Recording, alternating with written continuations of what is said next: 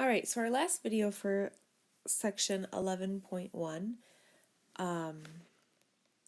has to do with finding area of a shaded region, and then we've got this irregular shape over there. So the area of the shaded region, you notice we have a rectangle in here, and we have a rectangle right here. And we want to figure out the area of this shaded part. So basically you've got a big rectangle and a small rectangle. All we have to do is find the area of the big rectangle, and then we're going to take out or subtract the area of the small rectangle. So here's what this is going to look like when we write this. First, we're going to find the area of the big rectangle. So what you're going to notice in this chapter, sometimes when we write area, especially if we're finding area of more than one thing, we can be specific about what this area is for, and I'm just writing big to represent the big rectangle.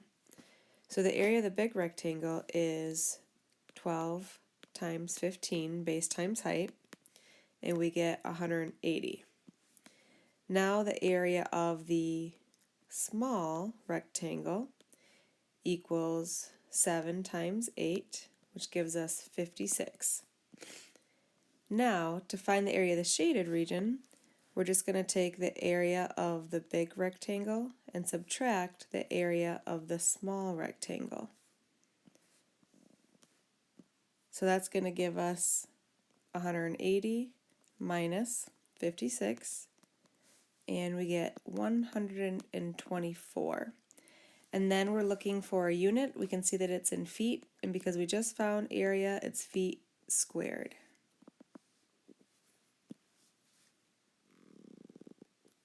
Alright, next example. So find the total area of this shape. There's definitely a couple ways to go about it, but it's going to be pretty easy just to take this irregular shape and separate it into two smaller shapes. Those are easy shapes we just separated into. It's two rectangles. So if we can find the area of each rectangle, we will just add them together to get the total area. So let's look at the small rectangle first. We can see we've got 6 feet by 3 feet. So base times height, we're going to have 6 times 3, giving us 18 for the small rectangle. Now the large rectangle, we can see that this is 8 feet, so we just have to figure out this base right here so we can multiply together. Well, we have enough information to figure it out. We know we've got 10 feet for the whole base, and from here to here is 6. So if we take 10 minus 6, that leaves us with 4. Now we can find the area of the big rectangle. We're going to do 8 times 4 and get 32.